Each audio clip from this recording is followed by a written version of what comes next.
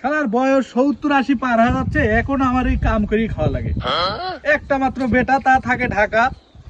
এই বেটাক বিয়া দিয়ে তা মনের আশাও পূর্ণ হইল না। কাছে কোলে রাখবো, সাল থাকে ঢাকা চাকরি করে। পড়াশোনা শিখাইছে, একটা ইংরাজি জানে, চাকরি তো করা লাগবে। আমরাই কাম করি।